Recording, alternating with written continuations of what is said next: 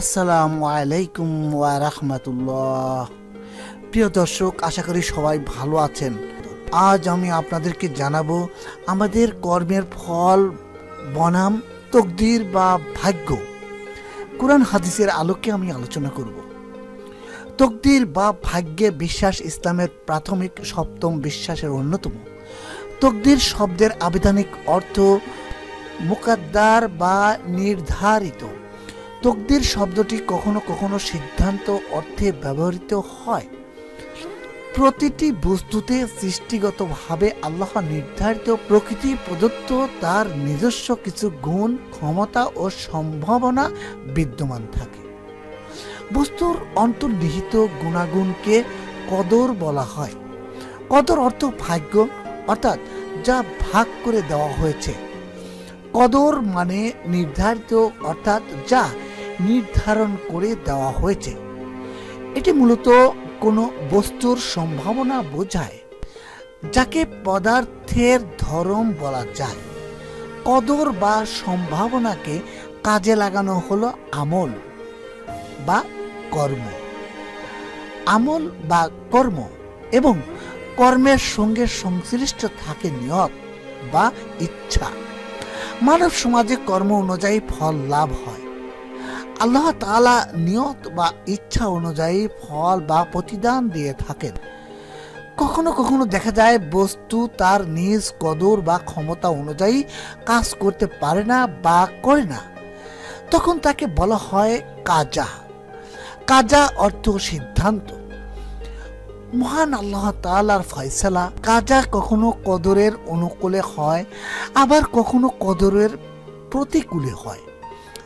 কাজা যখন কদরের অনুকূলে হয় তখন তা আমরা বুঝতে পারি না, কিন্তু কাজা যখন কদরের বিপরীত হয় তখন তা আমরা সহজেই বুঝতে পারি।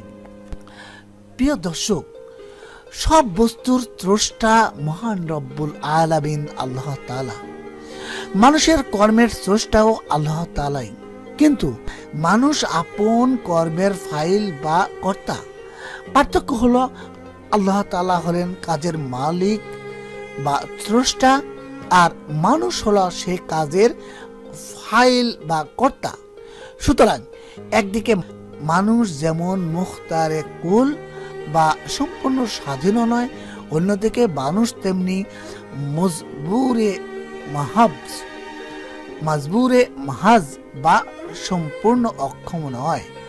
এতে আদলে ইলাহি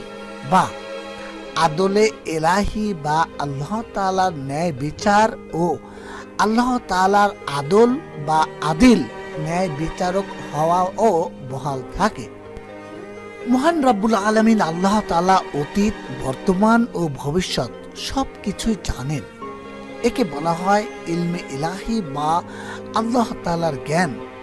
এই ইলমে ইলাহি বা আল্লাহ তাআলার জ্ঞান সব সময় কাজা বা সিদ্ধান্ত, অর্থাৎ তকদির বা পূর্ব নির্ধারিত ভাগ্য নয়। এটা কখনো কখনো আমল বা কর্ম, অর্থাৎ মানুষের জীবনে যা কিছু সংঘটিত হয় তা দুই ভাগে বিভক্ত: আমল বা কর্ম এবং কাজা বা সিদ্ধান্ত, অর্থাৎ তকদির বা পূর্ব নির্ধারিত ভাগ্য। পবিত্র কোরআনে মহান আল্লাহ তাআলা বলেন, কিয়ামতের জ্ঞান কেবল আল্লাহর নিকট রয়েছে। তিনি বৃষ্টি বর্ষণ করেন এবং তিনি জানেন যা মাটি গর্ভেও রয়েছে। কেহ জানে না আগামীকাল সে কি অর্জন করবে এবং কেহ জানে না কোন স্থানে তার মৃত্যু ঘটবে। নিশ্চয়ই আল্লাহ সর্বজ্ঞ, সর্ব বিষয়ে অবহিত। সূরা লুকমান আয়াত নম্বর 34।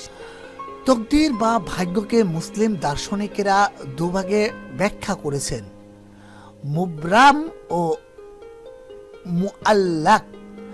মুবরাম অর্থ স্থিরকৃত, মুআল্লাক অর্থ পরিবর্তনশীল।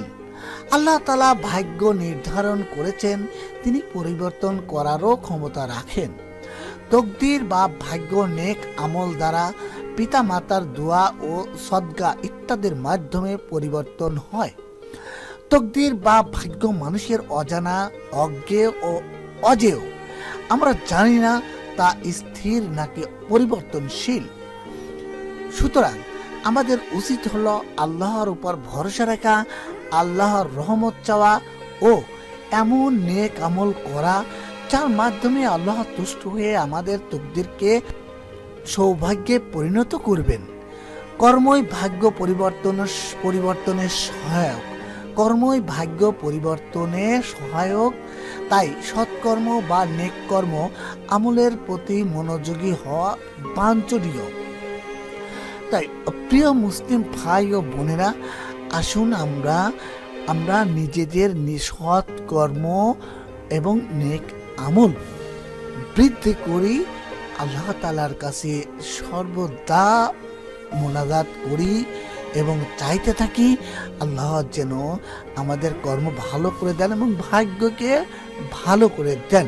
আশা করি সবার ভালো লেগেছে।